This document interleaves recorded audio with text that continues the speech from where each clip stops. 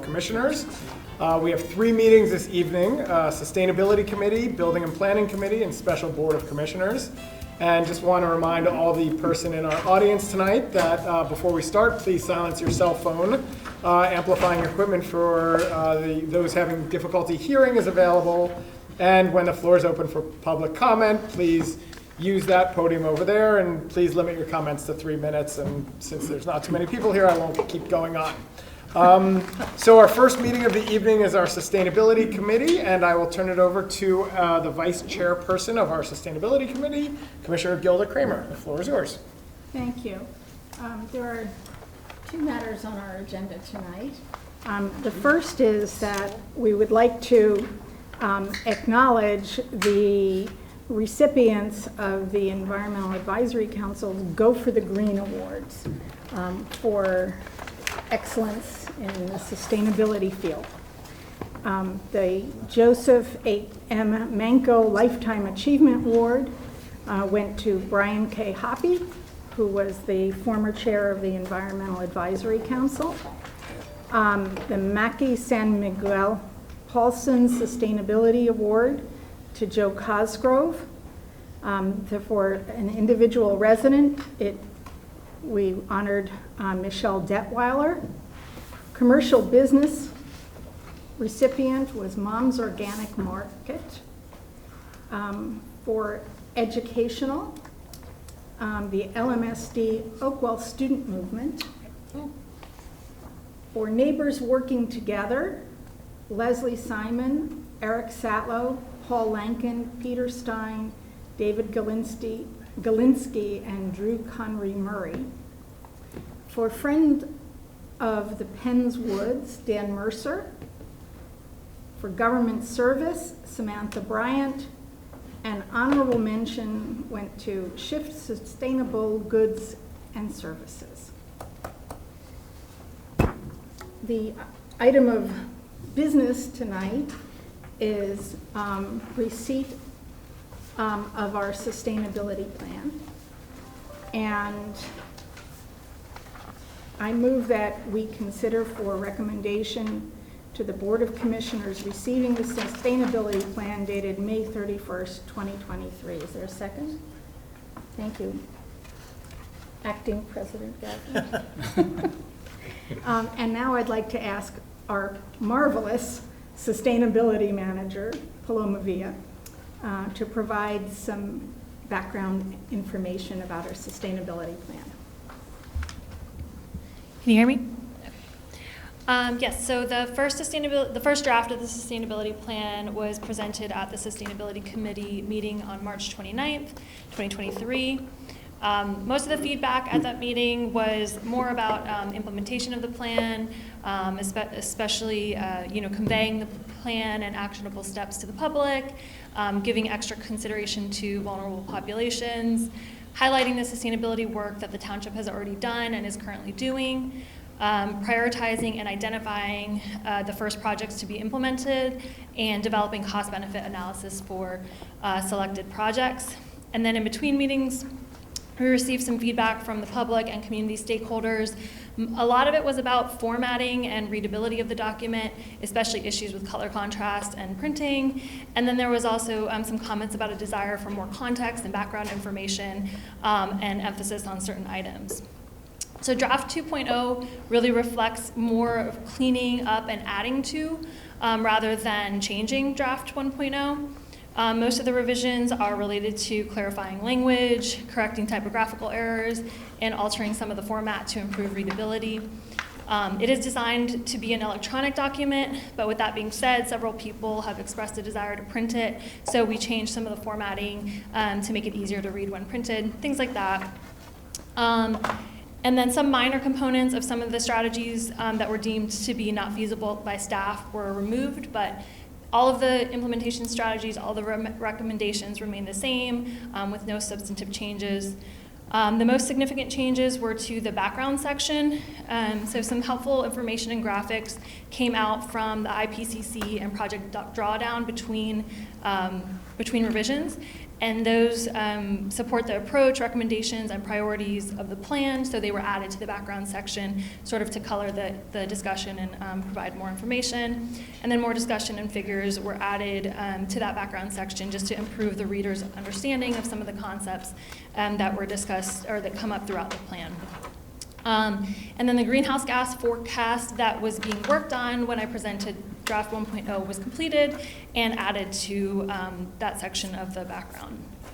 The glossary has also been added to Appendix B of the plan. As you would expect, it defines the terms of art that are used in the plan, but each definition also contains a link to more information about that topic. So even as a standalone document, it's pretty useful to learn more about the multitude of sustainability topics that are throughout the plan, and gives a little bit of more context as well as to what was recommended and why. And then the attachments were also added, which are really just the studies that were performed by the various students from 2021 through 2023, the RISE students, the LCAP students, and all that. So those can all be found as well. So that's pretty much a summary of draft 2.0. And then I'll be working with LMTV, the Public Information Officer, the AC, and community stakeholders on the community education and outreach piece of things as we move forward. And I expect to work with the Sustainability Committee, township staff, township engineer in the coming months to begin identifying the first phase of projects to be implemented and performing those cost-benefit analysis to present to you all and for your approval. So I'm happy to answer any other questions. Thank you. I do want to mention that this item is going to go on the Special Board of Commissioners meeting, so if members of the public have any comment, this is a good time to make it. And after that, we'll have commissioner comment and questions, if any.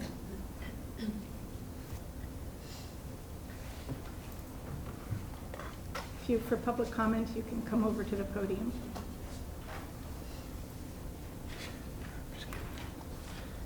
Y'all were super timely today. Sorry for being late. First, I'd just like to express my appreciation for... Excuse me, but Oh, sorry. would you mind my introducing name, yourself? yes. Apologies. And would you mind speaking closer to the microphone? I'm very tall, so I'll try. And you can pick it up. I could.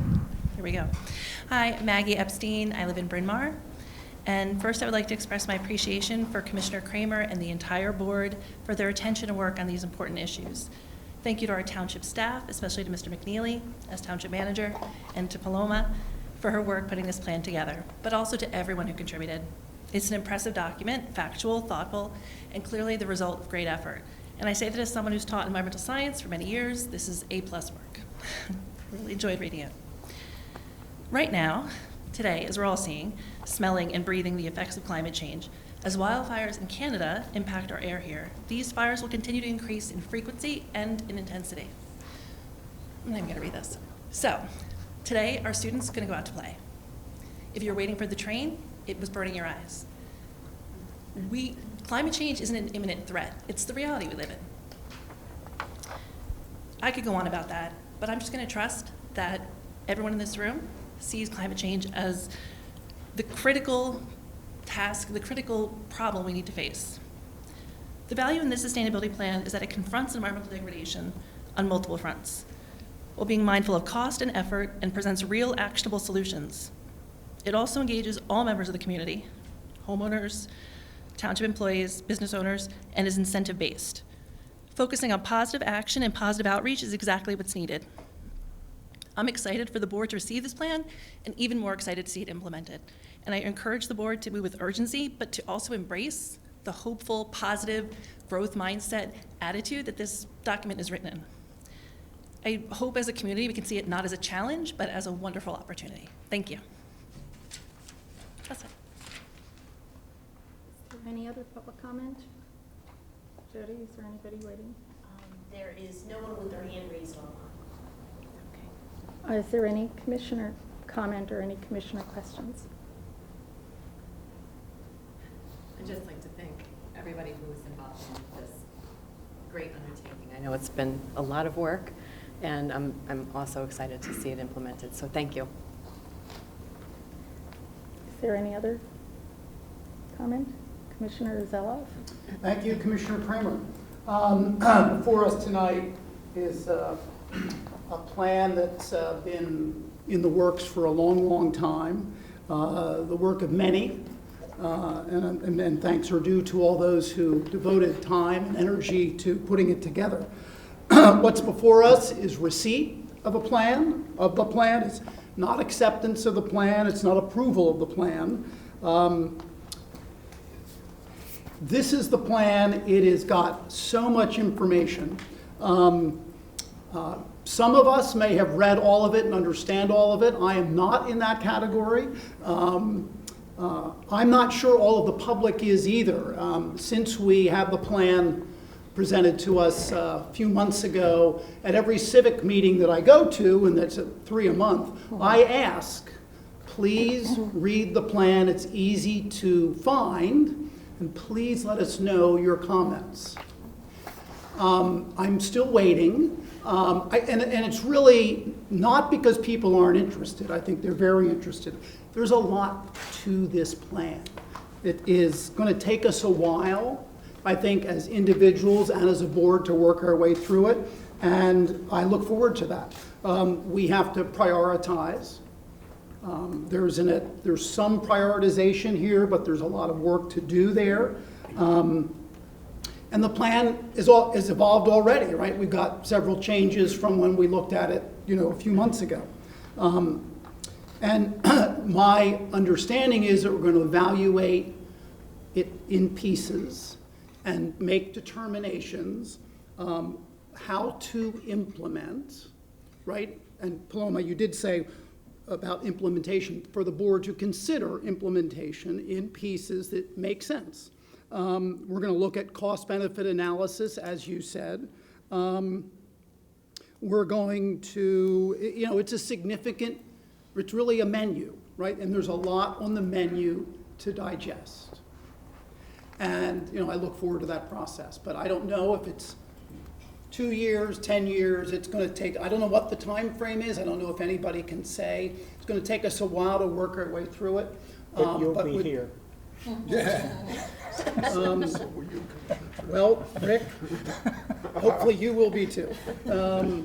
And so it is a remarkable document to begin the process. And it's actually, of course, we're not beginning. The document very, very well documents what we've done, and we've done a lot, and there's a lot more to do.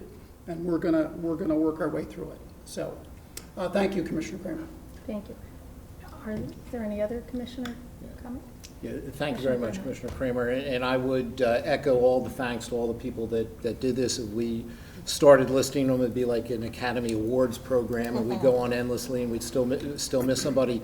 But I wasn't going to say anything until I was listening to Commissioner Zeloff, because the document itself addresses the point that you just raised. And while it may be difficult to breathe outside, this is considered a living, breathing document, and it states in its opening, the sustainability plan is an aspirational, dynamic document that will evolve over time to reflect changing technologies, environmental conditions, and the goals of the Board of Commissioners and the community.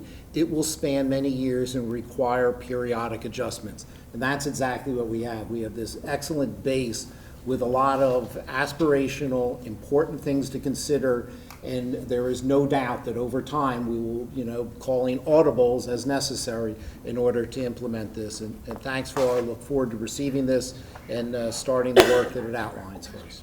Thank you. Commissioner O'Neill. Oh, thank you very much, and thank you very much for the presentation. And not to echo, I won't echo, but I'm echoing. Everybody has said similar comments to what's on my mind, truly. And I think in part what this shows is that when you have a committed group of volunteers led by full-time staff who have an understanding of the needs of a municipality, that really great things can be accomplished and spelled out for next step. This doesn't mean that and the committee knows I don't agree with everything in the plan. I feel like a part of it is actually really far-reaching, but it is something that is aspirational, that we need to respect the fact that the process was so inclusive of so many different viewpoints that got us to the version that we see now, which is actually scaled down a bit. Some of it was really far-reaching, and this is a grasp that I think is reasonable for a municipality to ever think about, because we are not made of venture funding, we're not a private corporation in Provo, so we have to be mindful as to what is the most prudent for the residents within the township. This will be paid for by their tax dollars, so I appreciate your work. Any other comments from commissioners? Well, in that case, then I would like to have the last word. Developing this sustainability plan has been a several-year process. And I want to thank the Environmental Advisory Council for initially undertaking this project in late 2018 or early 2019, and all of the residents who worked on the project, including David Richmond, who spearheaded it, and the scores of people who worked in the subcommittees. I want to thank Paloma for undertaking this project almost 2 years ago and involving stakeholders throughout the community to bring it to this magnificent closure. That it's a wonderful document. I want to thank John Lesher from the county for his invaluable advice, and Ray Courtney and Tiffany for all of their work with me on the Sustainability Committee.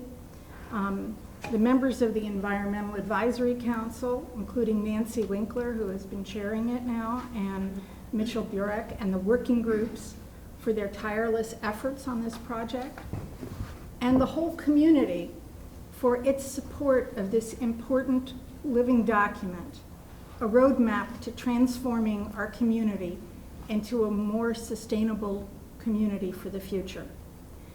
As we struggle today with hazardous air quality and smoke from the wildfires in Canada fueled by climate change, I look forward to continuing to work with everyone to implement the plan and reach our important sustainability goals as quickly as possible.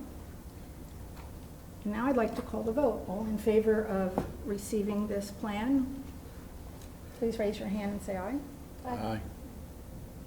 And anybody opposed, or is it unanimous? It's unanimous. Wonderful. And that concludes the business of our Sustainability Committee.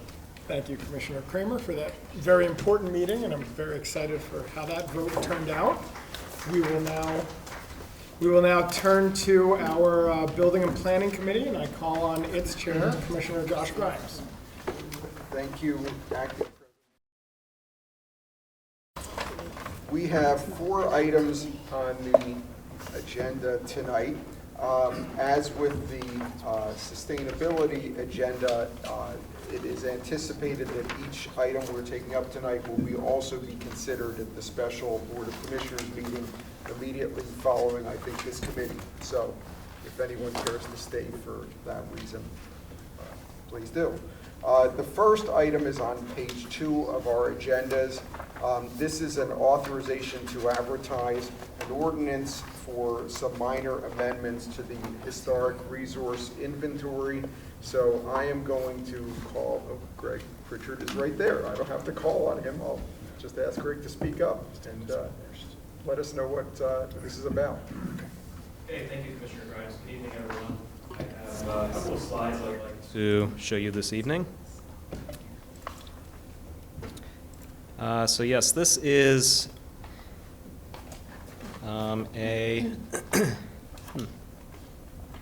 just a moment. There we go. Okay, this is an ordinance to amend the historic resource inventory with several, as you said, minor cleanups. We have been reviewing the entire historic resource inventory, which is over 1,000 listings over the past couple of years, actually, trying to determine how it can be improved and how mistakes can be corrected and updates can be made. During that process, we identified 10 or more different types of changes that need to be made to various items on the list. And we split them into kind of 2 phases. Phase 1 is on the agenda this evening. It consists of 3 different sections, 3 different kinds of updates that I will explain now. And these are ones that we consider to be the quote-unquote easy changes. These are the mistakes, the administrative corrections, as our solicitor called them, and another category involving Suburban Square that I'll get into. So Section 1 is what we call clerical errors. They are simple edits such as misspelled street names, incorrect directional designations, incorrect HRI ID numbers, and some other address changes. Section 2 is deletions. That's 9 addresses, redundant or retired addresses, and none of which apply to active addresses. And finally, Section 3, additions regarding Suburban Square, adding their contributing addresses, the addresses of contributing buildings within that complex, rather. So starting with Section 1, here is a part of the list of the properties, addresses that would be changed. So it's mostly simple things like Mary Watersford Road being, 2 words instead of 3 words, that sort of thing. And there are also a number of HRI ID numbers that should be edited, just very basic things like that. There are a couple of instances where the address numbers are actually changing, and I wanted to briefly go over that. First of all, Anderson Avenue, there are a couple of properties there. This is within the Ardmore Station Historic District. There are some properties that are part of a larger parcel that faces West Lancaster Avenue. So up on the screen, the entire parcel is designated as 3 West Lancaster Avenue. That's because all of the buildings are owned by the same entity. They use the address of the building fronting on West Lancaster Avenue, but it does consist of a number of buildings that are all connected. They all share party walls, but they are distinct buildings, and they have been identified as distinct buildings in the inventory, and will continue to be identified as such. However, those address numbers did not seem to pertain to the actual mailing addresses of those properties. So, for example, the building directly behind the brick building on the corner was listed as 4 Anderson Avenue. The 2 storefronts within that building are 2 and 6 Anderson Avenue, so we are just seeking to change that number 4 into 2-6.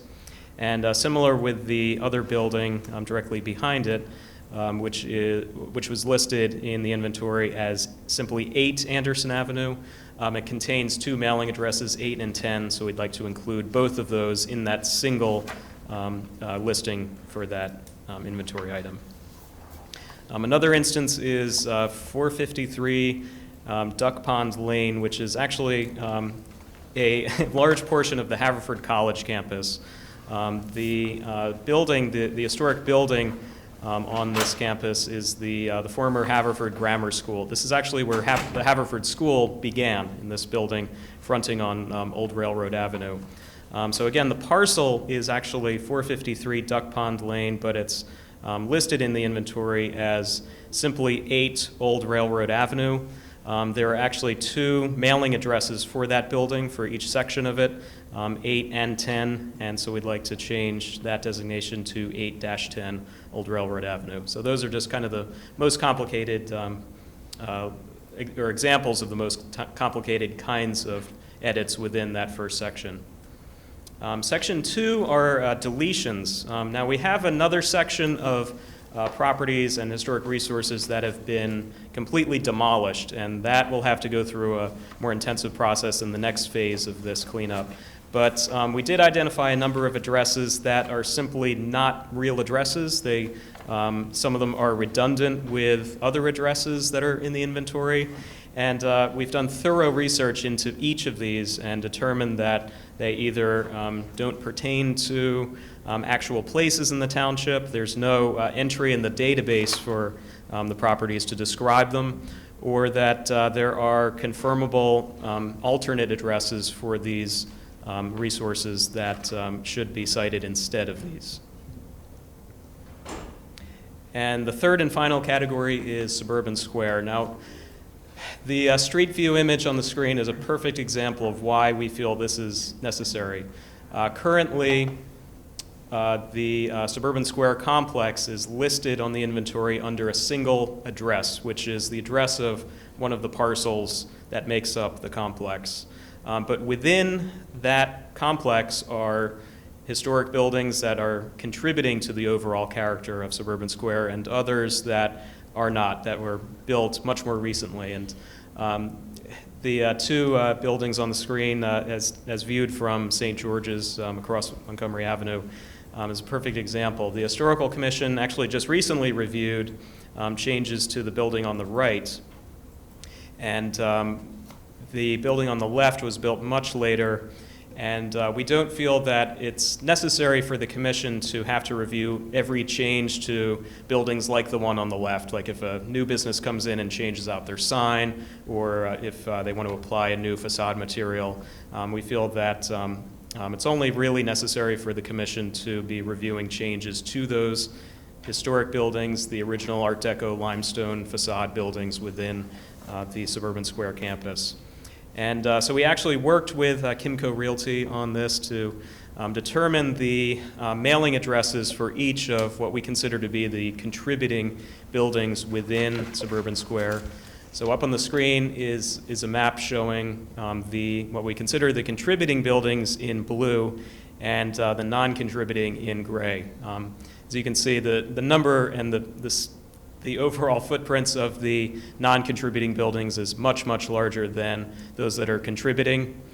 So that's a good reason we thought this was necessary. Now, we are leaving in that parcel address as one of the main addresses in this overall change, because we feel that if there is some kind of new construction on the property, like for example, the construction of the pavilion in the center of the courtyard that's used by Lola's Garden, we feel that it would be necessary for the commission to review items like that to assess their potential impact on the contributing buildings.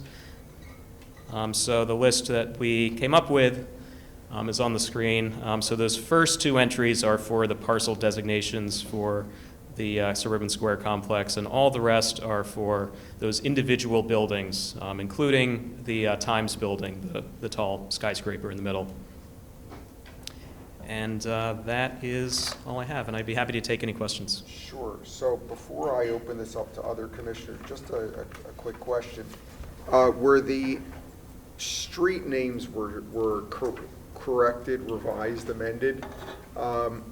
What database did you use to determine what the correct names of the streets were? Yeah, we went by the county database, actually the township database, which draws its information from the official county designations. Okay, as opposed to like, for instance, I noticed there's an East River Road now. I wasn't aware there was an East or a West River Road. If that's what it is, it's what it is.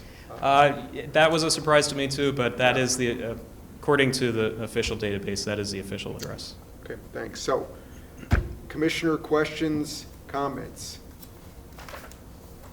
Okay, before we open a public comment, I am going to move to recommend to the Board of Commissioners authorizing the Township Secretary to advertise a public hearing and notice of intent to adopt an ordinance to amend the Code of the Township of Lower Merion, Chapter A180 Historic Resource Inventory, to modify listed addresses by correcting spellings and other minor errors, to improve consistency with the Township's official address listing, to remove duplicate, redundant, and inactive addresses, and to add specific addresses in Suburban Square.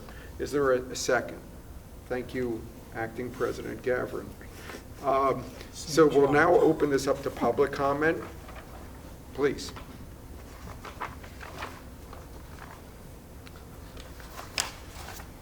Laura Gillen, Haverford. I do appreciate this effort. There's a lot of additional work that can be done with historic preservation, and it starts with knowing what we're preserving. In particular, making it easy to identify the exact location of the enumerated historic resources is a start point. This is not yet completely consistent with our Montgomery County property records, but I understand why, and I think you've identified some good compromises there, where the property record is going to show 3 Lancaster, but we have to identify something by an address. But I do want to be clear. The historic resource inventory is not comprised of addresses. The inventory is the database. If you read our code, there's no such thing as an internal database. The database is specifically referenced in A180. And it's maybe not as clearly written, there's a little bit of a misplaced modifier, but if you parse that sentence, what it says is that the inventory is comprised of the resources, building sites, structures, and objects as described in the database and located at these addresses set forth below. The database is incorporated by reference wholly into our code. You can't just say that the database is some internal database that we use when we need it. I believe you, Commissioner Grimes, talked about the database at the workshop recently because we sort of lost it.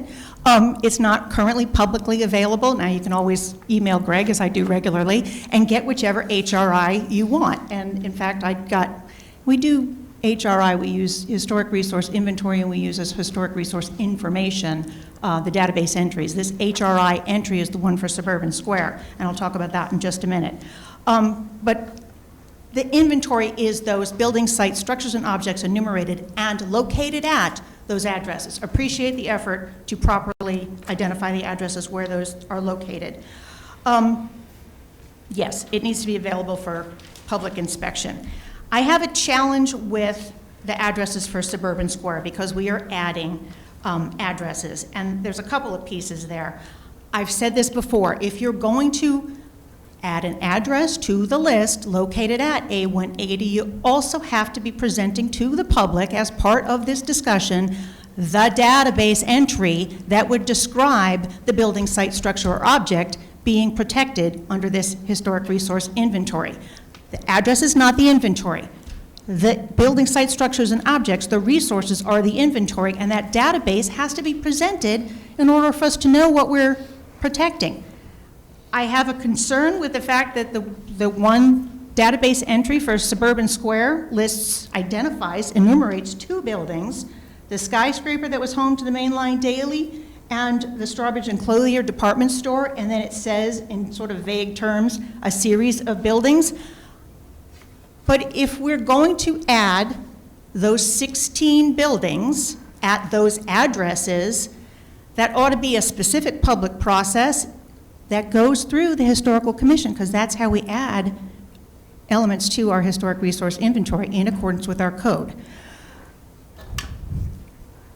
It should also be a district. If we're paying attention to the State Historic Preservation Office, and they do provide guidelines, and yes, I believe we should be obeying those guidelines because we are a certified local government. And if we want to continue to get grant money under CLG opportunities, then we have to abide by the guidance available to CLGs. It says that your inventory, your database is supposed to be related to the state database, and the state database guidance says that a complex of buildings really should be a district and not one. It says that. I'll show it to you. I read this stuff. I actually do. The last piece I will say is that there was a comment that the owners of these properties did not require notification in this particular case. I believe it came up at the Planning Commission on Monday night that the Planning Commissioners suggested that these owners should be notified, and I believe that this is a great example of when more communication with the owners of the properties where historic resources are located is appropriate. It's just a habit. I got a letter on Monday saying that my hedge has overgrown my sidewalk. Now, they cited me on Thursday, and I had already cleaned it up on Friday, but if they can send me a letter in the mail with the appropriate code excerpts copied and included in that, why can't we send the right letters to these 16 owners at Suburban Square and process this one properly? I think the first two sections of these could probably be passed tonight, but Section 3 on Suburban Square, I believe you need those database entries, you need to notify the homeowners, and it needs to go through the proper processes. Thank you. Thank you, Ms. Gillen. Is there any other public comment? Is there anyone online? There is no one with their hand raised online. Okay, so in terms of response, since Ms. Gillen, since you directed one of these, one of your comments to something I had said, let me just clarify. the historic resource inventory is not, the database is not lost. When we migrated to a new township website, the database became unavailable as part of to the public using the public website. And what I think several of us have urged, not just me, and I think staff recognizes this, is that we would like to bring it back online, but it is not lost. And I'm just looking at Greg, because if I'm misstating the situation, you can feel free to correct me in this case.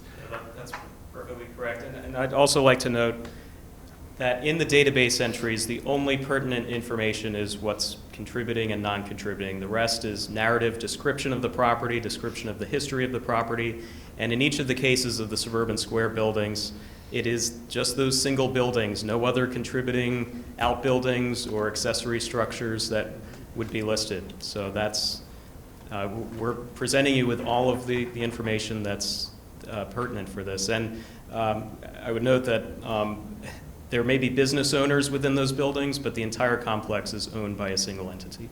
Okay. And also, what the motion is tonight that's on the table is to advertise this ordinance. It's not to enact this ordinance. So there's certainly additional time if people need to find out about this and have concerns to address it to staff and to the board. So are there other commissioners who would like to say anything else? Commissioner O'Neill, please. More of a question, just for clarification to maybe members of the public. What you're describing here isn't any subdivision of any new parcel being created as a new taxable entity. What you're talking about is just an internal way to track within a parcel X number of places for identification for historic purposes. I just want to make sure that we're not talking, there isn't a tax implication on what we're doing this evening. No, absolutely not. Okay, thanks. Okay. Anyone else? Commissioner Zella. Commissioner Grimes, you may have said this a moment ago, but, and I got distracted for a moment. Is it the staff plan to notify all property owners? I didn't specifically ask that, so. Well, it was our solicitor's determination that for this group, this phase of properties in these three sections, that notification was not necessary. Now, in the next phase, notification will be necessary for almost all of the properties. Notification to neighbors will be necessary in many cases, and so we wanted to tackle these three at first because those kinds of steps were deemed to be not necessary. Thanks for that explanation. Okay. Anyone else? Okay, we'll call for a vote. All those in favor, please raise your hand signifying aye. Any opposed? See no one. Any abstentions? Okay, passes unanimously. The next is on page 8 of our agendas, and this is a consideration of authorization to advertise an ordinance for minor cleanups of the zoning code. Chris. Good evening. Once again, these are some of the more minor cleanups to the zoning code. As we have a new code, we keep going through it and we're finding clarifications, things that need to be refined. Specifically, a lot of these are coming from the zoning officer as he's going through day-to-day permits. We're going to first look at cleaning up items relating to tree houses and playhouses. We're also then going to clean up some areas, bring forward dealing with enclosed space on existing front porches that are in the front, that are already projecting into the setback. Clean up some things about awnings, and looking at the amount of commercial space that's going to be required in our mixed-use buildings, and then adding some sign standards for a new zoning district that was created for the neighborhood commercial in Gladwin and Penwyn.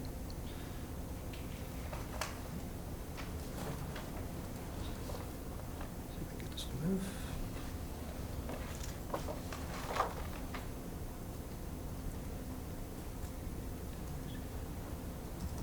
There we go. So the first one we're dealing with is relating to tree houses and playhouses. Currently, tree houses and playhouses are listed as accessory buildings. Essentially what we're going to do is change the definitions of accessory building and accessory structure to clearly put tree houses and playhouses as accessory structures, not accessory buildings. Why is this important?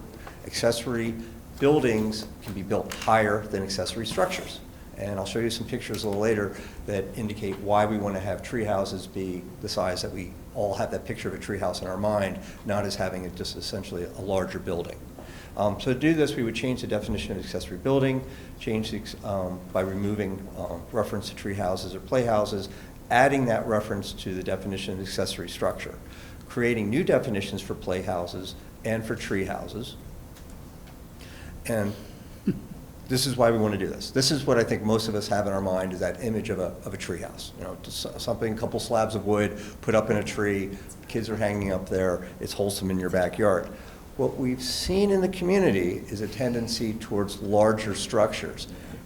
This is just one example that's in Gladwin. Is that the one that Dan built for his grandkids? No, that's my house. You can see by the children for scale. I mean, here are kids for scale, and then you come to this one. And this is an absolutely beautiful treehouse. I've been in this treehouse. It's in Gladwin. It was featured in Philadelphia Magazine. I won't reference the gentleman's name who it was, but it was a gentleman's name and his $100,000 treehouse. It was featured almost like it was a real estate listing. This is absolutely gorgeous. And it might work on a 10-acre property in Gladwin, but if this was on a half-acre lot in Ardmore overlooking another half-acre lot, it might not be appropriate. So we want to make sure that we have the appropriate standards, that these max out at 15 feet and can't project further. It's really just it. It's really just doing it so we can regulate these as structures, not as buildings, going forward. The next cleanup relates to porches that project into the front yard setback. Houses are permitted to have porches. In some districts, in the single-family districts, porches are either non-conforming to the front yard setback and are legally or non-conforming, or they've been permitted through a zoning code amendment that we made years ago that allows porches to project into the front yard setback. We were seeing in the mid-2000s very large houses being built, and they were very boxy. There was a lot of, we weren't getting what we like with some of that new construction, and from a township we were asking developers to add porches. Porches are good because they add articulation, they help to break up the boxiness, and they're also relate to the front yard. Developers didn't want to do this because they were losing rentable space. They were losing that precious square footage that they base their sales price on. So we got around that by exempting porches projecting into the front yard setback from impervious surface. That was what they could do, so they could still maximize their square footage, but the township could get that sense of articulation that made these look. And we've actually had a lot of, whether you like them or not, some of the new construction in Ardmore, they do have beautiful porches on them. And so it does really help to have that. But what we've seen is there's just needed to be clarity in the zoning code that when somebody comes forward, that if you have a porch in a front yard setback, that you can't build on top of it. Right? We need to add a note, and that's really all this is about. So I have these three graphics showing that there's a house with a porch that would be in the front yard setback, a house with a front yard with the porch that's behind the front yard setback, and then there's also an inset porch. What we want to be able to do is if you're a house that's in the setback and your porch is here, you can extend it up. You have the right to do that. It's just more house. You can have your porch inset underneath the house.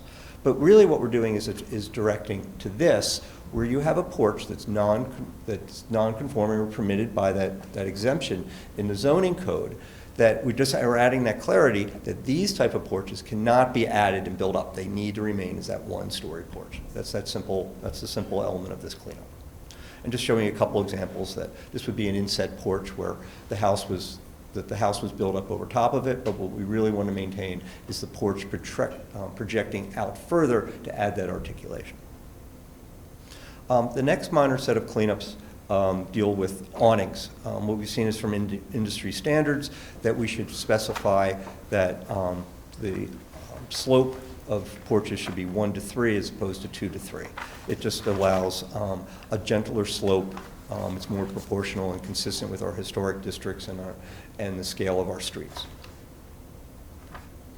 And then the final cleanup in this section for zoning relates to what we're requiring on ground floor of new mixed-use buildings. There's always been this discussion that we want to activate the streetscape with the mixed-use buildings. We want residential up top, and then we would like to have the ground floor be commercial. And in our codes, we've indicated that the active ground floor commercial use is required. But we didn't say how much, and we wanted to clarify that and really give it an objective standard. So what we're adding this to be 80% of the building facade along the front must be, the primary front facade must be commercial areas. Now, you would want them all to be, but in many cases you do need lobby space, and you might have access for automobiles going in.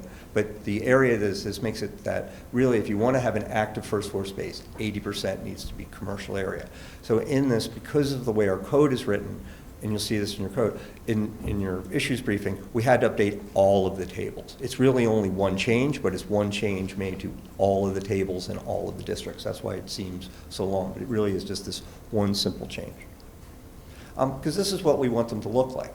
We don't want them to look like that, right? This is an unactive area. This meets our current code that it has an active use on the first floor, but we really want it to be as vibrant as this, right, on the first floor. So that's why this clarification is there. I'm happy to answer any of your questions relating to these cleanups. Oh, I'm sorry, just one last one. It's so small I almost forgot it. A couple months ago, we added a new targeted zoning district called Neighborhood Center in Gladwin and Penn-Wynne. As we went through that, we forgot to update the sign standards. This district needed its own sign standards. We're just referencing it. It'll have the same sign standards as the DC district, which it was birthed from, but it still needed to have those sign standards. So this is just that clerical adding of that into it. Now I'm happy to answer any of your questions. Okay, thanks, Chris. So, Commissioner questions, comments? Commissioner Kramer. Last time we talked about porches, Chris, I raised some concern that we were putting form over function for our residents, which seems to be a chronic problem in my ward. And as I'm reading the section on the enclosure of existing porches, it now says that an existing ground level porch located in a required rear or side setback may be enclosed under certain circumstances. And then it says that an existing ground level porch installed after a certain date in 2014, located in a required front or side setback, cannot be enclosed. Does that mean that a porch in a front setback can be enclosed? Because there seems to be an ambiguity in the way this is written. I'm not looking at the language, but I don't believe there is. I believe that this is, and you caught me off guard last time we brought this up. Right. The intent really is, as clear as this is if a porch is in a setback and it was non-conforming, not to allow you to extend that non-conformity. You're really boxing out the house. What we're saying is if you do have a porch and you want to enclose it and you're within the building envelope, you can. And that's really what we're trying to do. I'd be happy offline to kind of look through the language with you.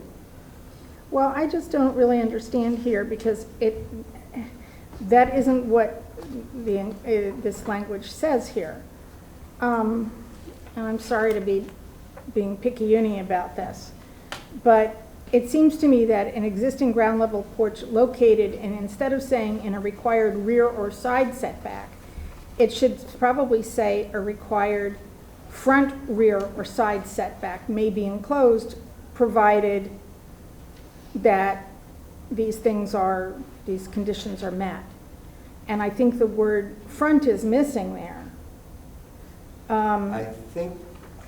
I want to double check this, but what we're seeing is you're seeing an excerpt of this code. You're not seeing the entire section. So This is only the section dealing with projections. There are other elements that deal with how our code is written to what goes on within the building envelope. This is only dealing with the elements that project. But I'd be happy, I'll look at this offline and get back to you tomorrow on that. Okay, but because it looks to me like there should be that word that word front is missing from here.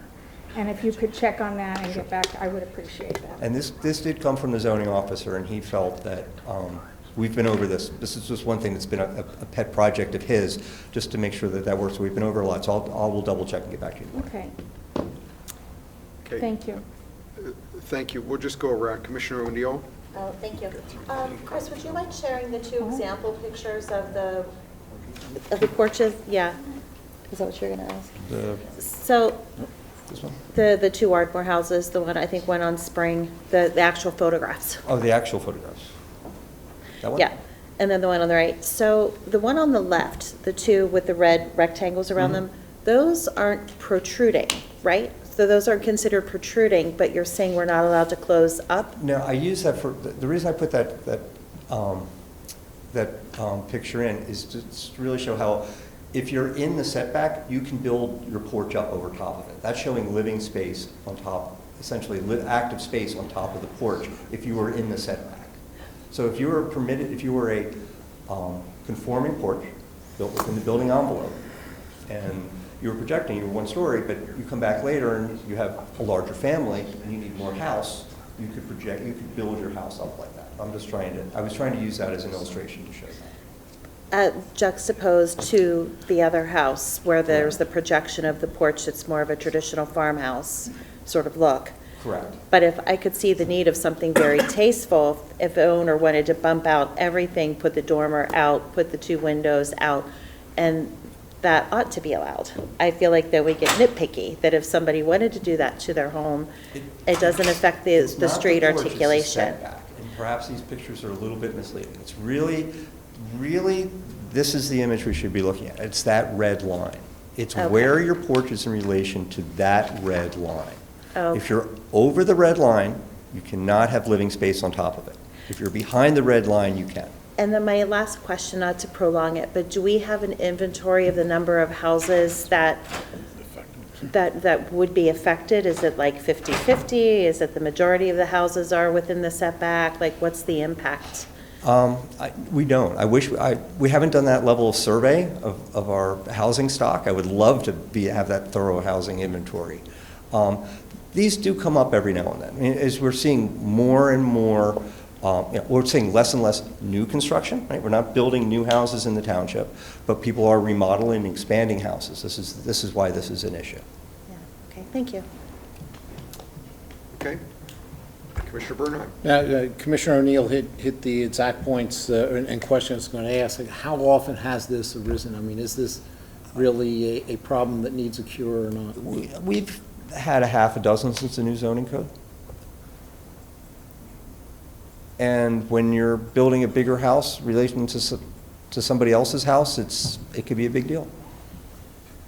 Yeah, it's just unscientific. The porches that I've observed where this may occur, just, it didn't strike me that there would be that many of them or it'd be that obtrusive, but I understand the point. I also understand Commissioner Kramer's point that we might get in a little bit too much for some of the neighbors, but, all right, thank you. Okay. Commissioner Whalen. Yes, thank you. Chris, just real quick, I think an addition that makes things a little cleaner in the multifamily description, where previously you said active ground floor commercial use is required, you're limiting it to ground floor. By my read of the new sentence, which is a minimum of 80% of the building facade must be devoted to active ground floor commercial use, I would add in there a minimum of 80% of the ground floor building facade. I would say that is an appropriate amendment. Okay. I would agree with you. And that would be in like 12 places. Yeah, and that would just be throughout. In 12 places. Okay. Thanks. That's it. Okay. Anyone else? So I am going to put a motion on the table, thinking that we should incorporate that suggestion that you just made. Although I'm not going to read this whole thing, I will move to recommend to the Board of Commissioners authorizing the Township Secretary to advertise a public hearing and notice of intent to adopt an ordinance to amend the Code of the Township of Lower Merion, Chapter 155, entitled Zoning, Article 2, as set forth in our agendas. Hopefully that's sufficient for everybody's purposes, and as amended by Commissioner Whalen's suggestion. Since we're advertising, does that work for you, Township Secretary? I guess so. Okay. I'll second. Otherwise, I'll read it all. Is there a second? I'll second. Thank you, Commissioner Whalen. Did anyone have any additional questions before we have public comment? Township Manager? 80% of the ground floor would prevent a building like Cricket Flats, where you have a retail in the front and parking in the rear behind the retail sections. 80% of the ground floor is a big chunk out of a mixed-use building. You are absolutely correct, but there's another provision that requires that the retail only be a minimum of 40 feet. There's another standard. Well, also, just to be clear, I was not suggesting, I put past it, deleting the building facade or language. So maybe I'll just. So don't we end up, Chris, then with conflicting language? 80% of the believe- ground floor in one section and 40 feet in depth in the other. So if I can jump in, the operative word is facade. So the facade is only the front of the building that you see from the street. So my amendment has nothing to do with uses inside, depths, dimensions, anything. It's just saying that, so before, as it read, a minimum of 80% of the building facade must be devoted to active ground floor commercial use. That would, by my analysis, mean the facade of the entire building, no matter how many floors you are. You have to somehow take the upper residential floors and make them help the active commercial use. So you're saying 80% of the ground floor facade? Correct. Okay. Yeah, 80% of the ground floor building facade. That's what it says. So, Okay. yeah. Thank you. Yeah. So just before Commissioner O'Neill, 1 second. So when the motion on the table, which will eventually, if we pass it, the advertising will be done correctly, is per what Commissioner Whalen just said. With that amendment. Right. And Mr. McNeely makes a very good point, but the next sentence here, and this is why it's good to have it up on the screen, is the floor area devoted to the ground floor commercial use shall be a minimum depth of 40 feet. So it's not requiring the entire footprint to be done, but it's a good catch as you read that. Okay. Commissioner O'Neill? Oh, thank you. Just curious, before we take the vote, can we redact section 2, 155, 3.6 and not vote on that one as a part of this package? 3.6, well, the motion on the table, what I would suggest, we have a motion made and seconded. If you would like to move to amend. Okay. What I would suggest is we take any public comment and then come back, if that works for you. We can also wait until next, because this is just to advertise, so I don't Yeah, want this is a motion to Yeah. advertise. Well, but if you I'm felt. happy to, whichever is more efficient. I think it's cleaner to advertise what we've got here, but if it's your discretion if you want to put a motion on there, on the table. So why don't we go to public comment, and then we'll revisit if you'd like. No problem, thank you. So, public comment.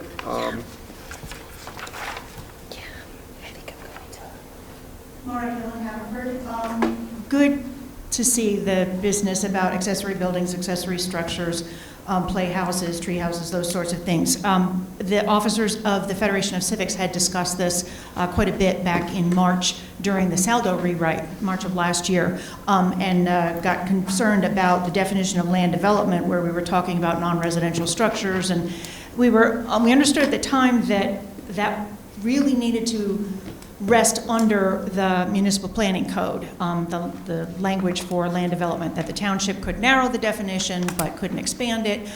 So my only point here is, if we're talking about the zoning code, we need to make sure that the Saldo matches it completely and that it does nest under MPC, which I'm assuming it does, but just as a please do. And then the other thing is, as we're always talking about accessory buildings, I would love to see the community start to look at accessory dwelling units.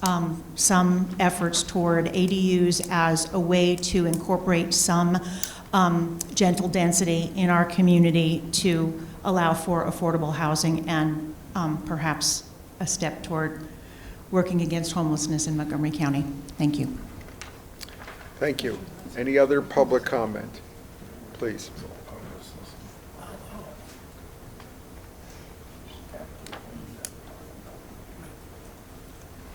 Hi, Daniela Weinberg. I live in Marion. I wasn't planning on speaking tonight, but listening to the conversation, I wanted to speak in support of Chris's amendment here regarding the porches.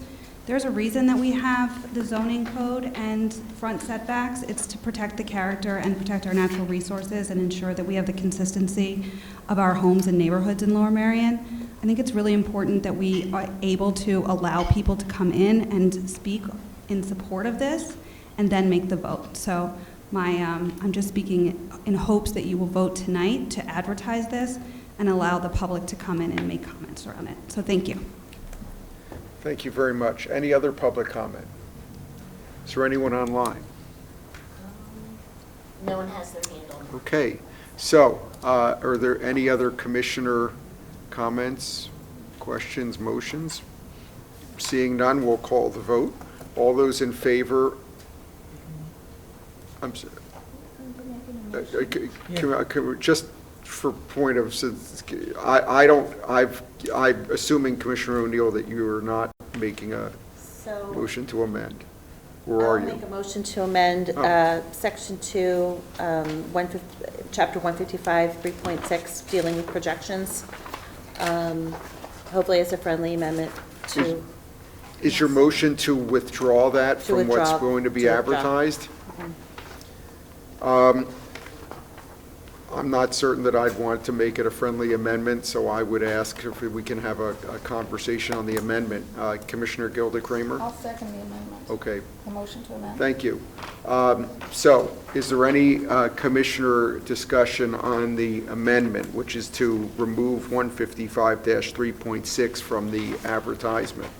Just as a matter of procedure, if we do that and we advertise this absent that section, when it comes forward for the board, we're not discussing it. Correct. The other option is that we keep it in and we discuss it at that point in time, and whether there are modifications or motions to be made, we would be able to do that. I would submit that might make more sense and would keep open the issues that my colleagues here may want to address, as opposed to just closing it down now. Okay. Commissioner Gilda Kramer. I think perhaps that what we ought to do is just table that section until we have some answers to the questions, because I don't think that the language is clear, and I think advertising something that, in my view, is confusing isn't appropriate, and I'd like to have clarification on that before I vote to advertise something. And so if I can perhaps revise the motion or make a different motion, I'd like to see that section tabled until we have clarification from. We have a motion on the table. If this motion is defeated, then we could consider another motion. Okay. So right now we have Commissioner O'Neill's motion. Is there any other discussion on this motion? Just quickly. Oh, yeah, Commissioner Whalen, Sean Whalen. Respectfully, Commissioner O'Neill, I'm not going to support your motion, although I do support the basis for it. I think the better option, because I want to hear some more, I want to move forward with the revisions, but I want to hear more discussion and answers about it, because as I read it, it was clear to me, but clearly with issues raised, it might not be as clear to me as I thought it was upon my first reading. So I will not support the motion now, but I welcome the discussion with additional commentary with Chris offline as to the details of it. Thank you. Thank you. Commissioner Zeloff. I guess I need clarification. Is the motion to delete 155 3.6C or just C2? The motion was 155-3.6 from consideration, so it's the entire section. And again, this is, yes. 155 3.6. Yes. Got it, okay. Okay. Is there any, how does, the motion is to delete it. The conversation from Commissioner Kramer was table. How do you table a section? That's not Right, it's either you accept it in or you delete it out. Well, although, yes, good point, although that's not the issue at this moment. Understood. Yes. I'm looking ahead. Yes. But as a point of order and fairness to Commissioner Kramer, is trying to say, all right, how can we sort of like have the cake and eat it too? And I appreciate that. Yeah. As a matter of procedure, you can't table a section. You can move to delete it, to that. Right. If that fails and it goes forward, and at the risk of being redundant, then you're going to have the opportunity if there's a question of language, clean it up. I don't read it the same way Commissioner Kramer does, but maybe somebody can still improve it to satisfy the issues that she sees. But we can at least move this forward to address it. As my earlier comments indicated, I'm not so much in love with it to begin with, but let's, get it before us. So, Okay, thank you. Any other commissioner comments? Who hasn't spoken? All right. So this is a vote on the motion to amend, which would remove 155-3.6 from the advertisement. All those in favor of removing 155-3.6, raise your hand signifying aye. Aye. 1, 2, 3. I see 3. All those opposed? 1, 2, 3, 4, 5, 6. I see 8 opposed. The motion fails. Okay.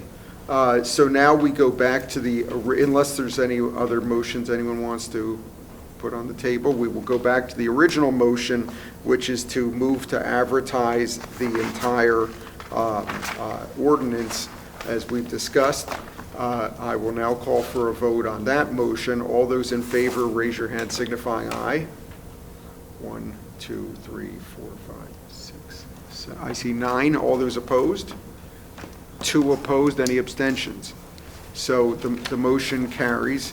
I don't know that we have a consent calendar for the special meeting, so I don't know that I need to ask that. Okay, we'll just move on. The next is on page 24 of our packets. This is concerns another authorization to advertise an ordinance for Chapter 101 of the Natural Features Conservation, the Tree Protection Standards. Chris. During the comprehensive plan and the subdivision code update, one thing that was constantly brought forward was tree protection. It was one of those things that there was a lot of discussion about with all the new construction that's taking place in the township. How can existing trees be protected? I think we're all familiar with the orange construction fencing that you see around construction sites. Well, that's what's currently the standard for tree protection in the township.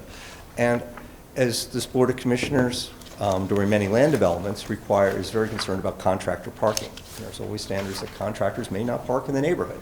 They need to park on site. Well, sites are smaller, you have more cars, more vehicles, and you have very flimsy orange fencing. And oftentimes that fencing falls down, and it's very difficult. Our inspectors go by and it gets put up, but it gets moved. It's permeable fencing.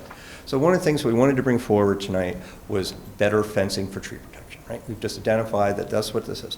The idea of tree protection, there's a lot. We're going to be bringing forward over the next several months a few other ordinances refining this, and we're going to be working with the Shade Tree Commission on refining this. But tonight what we want to do is just bring forward some standards that help us immediately during construction sites to make sure the fencing doesn't fall down. So we've taken this to the Shade Tree Commission. This ordinance was developed by Building and Planning with the Township Arborist. We took it to the Shade Tree Commission and the EAC, and now we're bringing it to you. Some of this came out of some training that we had done. We have relationships with different institutions around the area, and one of them is Morris Arboretum. And Morris Arboretum came, and they have an urban forestry expert, Jason Lubar, and Jason came and spoke to the Shade Tree Division and the Building Division about tree protection. And we had a day-long set of training, and he presented some standards for this. And we're getting around to updating what we're doing to the key elements of his standards. But his presentation was about that if you crush the roots of a tree during construction, you've damaged that tree. That tree is probably not going to live. And we've gone through all this effort and these big majestic trees, and then they're not going to live. And we want to be able to make the standards that they can live during it.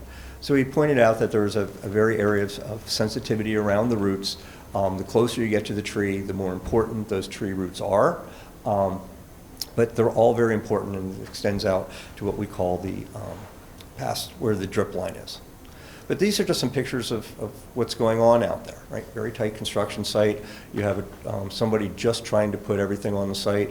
The fencing's down, somebody moved it, and somebody is the contractor, somebody laying down the materials isn't really thinking about the tree protection. They're just trying to get their stuff on the site, so these are coming down. Now, next time our inspector comes, the fencing comes back up, everything gets moved, but the damage is done. We're seeing other things, these are just real-life examples of things that are put down, mechanical damage of trees and just, crushing of the roots going along it. You can see that, the fencing is wrapped around, that you see it, but it's just not acceptable. Once again, the fencing can be on the outside, and it looks good on the street, but as you come around, it's somebody's come in through the back and they're laying things down along the tree. And this tree, when coming forward, could be a majestic tree, and we want to preserve it. We spent a lot of time doing that. So what we're proposing is better, more solid fencing. And it's going to be chain link fencing with real foundations. This is very difficult to run over. Right? You have to, you have a bulldozer could run over it, but most construction vehicles can't. You can't just pick it up. It's going to be anchored into the ground. There's standards in here for digging posts by hand and having good solid foundations, and it's also going to have signage telling you that this is tree protection. So this is really what the industry standard is. We'd like to adopt those arborist standards going forward. We don't find it any more visually offensive than the orange snow fencing, and especially orange snow fencing that's falling all over the ground. This is what you need to do during construction, but it's most of the time it'll be good, solid gauged chain link. So in this, we're amending this section requiring the chain link fencing, but it's also giving the township arborist discretion where the edge of it is placed. And this is something we really had a healthy discussion with the Shade Tree Commission about, is where exactly should the edge of this fencing be around it? What is it? It's always been referred to as the standard drip line of a tree, but not all trees have the same drip line. In here, the township arborist who looks at every one of these permits and looks at every one of these trees will determine and has the ability to say, in this case, because of this tree, we should move the fence out further, or in this case, it could be moved back. It could be moved in if other situations. So the township retains the ability to be flexible with this if need be. And then just adding the standards in here to create and secure the tree protection zone. And then also updating some things while we opened this up, establishing some areas for when tree roots are damaged or tree branches are damaged during construction, how they're mulched, how they're cut, and how they're healed during construction. So just updating that. And I'm happy to answer any of your questions. Great. Thanks, Chris. Commissioner McComb. Thank you, Commissioner Connors. Thank you, Chris, for the presentation. I think this is an excellent amendment, and I fully support it. Just a couple of questions. One is, what is the enforcement mechanism? So, not to be cynical, but we all know that builders get in and parking is a problem, and what's to keep somebody from just cutting through, putting the truck in there for a little bit, and the next thing you know, the truck's been there for a while. They've unloaded material. And I know from personal observation that like a week or so of material sitting on a tree, particularly in the summer when it's in a growth period, that's enough to kill them. Yeah. So, it would be treated as any other violation on a construction site. So we have the ability to shut down a construction site for this going forward. I mean, this is going to be serious. This is part of your construction program going forward. I mean, the ultimate part is we could just shut the construction site down. There's also administrative fees that would be issued along the way. We don't have the ability to make punitive monetary costs to somebody, and that's not really why we do it. We're trying to bring everybody into compliance, but there are administrative fees of upwards of hundreds of dollars, and the ability to shut a job down, which is a real crippler if somebody's building a house. Yeah, that sounds like it should be effective, and I'm hopeful that it won't necessarily come to that. Word will get out to contractors that the township's serious about this, and that this will be a new way of doing business. But it's important, and I think it's worthwhile to support it. Thank you. And to your point, we actually have many, being a relatively small town, we have many of the same contractors who do the work in the township. So, and most of them want to do the right thing. This is the ability to really, I think the word will get out fairly quickly. Good. Thank you. Thank you, Commissioner. Sure. Commissioner Zella. No better night to be discussing this on the night that we received the sustainability plan. I mean, this is a time, this is the right thing to do, and I'm glad we're doing it. Chris, you referred to the off-site parking requirement, which is now standard condition for land development. What happens when the off-site parking requirement, well, the non-street parking requirement is, well, we'll park on site? Can't building and planning say, no, the site is too small, you haven't met the requirements of the condition, you need to provide parking for contractor vehicles that not only is not on public streets, but not on the site? Correct. And that's how we do it for land development. So in a land development, we would do that. We would have a pre-construction meeting, and we would point that out. So we would look, and I think everybody looking around the plan at that time would say, there just isn't time, you can't put a lot of vehicles here, and this is how you're going to do that. And we would come up with a plan with that. One of the problems is 95% of the construction that's taking place in the township isn't through land development. Right. It's through just building permits. And so we don't have that standard. That's not a condition that's required. So contractors are able to park on the street, and they are able to park on the site for those. Well, can that be a requirement for over-the-counter permits that are 95% of construction operates under? I don't know that off the top of my head. I would want to discuss that with our building director and also with the township solicitor. I think you should put that on your meeting schedule. Thank you. Okay, anyone else? Vice President Gabbard. So, almost got it right. President. Chris, you mentioned that this is industry standard. Can you tell me more? Is this what have you kind of done research about other municipalities, or is this just better practice than what we currently have? This actually came from our friends at the Morris Arboretum. So the Morris Arboretum, which is really the premier urban arborists in the region, came to us, and they've done some research, and they put together these best practices that they bring to municipalities. And I've known Mr. Lubar for years, going back, and he's constantly trying to update this. And I know the Shade Tree Commission has looked into this as well, and there's other standards. This isn't something that other communities are facing the same issue, and this is how you respond. There's been techniques that you're trying to do it. Some of them there's maybe some different wording on the signage, or there's different footings, but essentially it's chain link fence with a good footing is the best way to stop it, as opposed to orange snow fencing. So how does it, if you had a property with 20 trees on it, is this going around every tree, or how is, I mean, I'm trying to, balance, and it's definitely a problem, right? If you have cars backing into trees, killing trees when they're doing construction. Mm-hmm. On the other side, if you're requiring 5 days worth of work to put fences around trees on a property, that's also maybe incredibly burdensome. Right.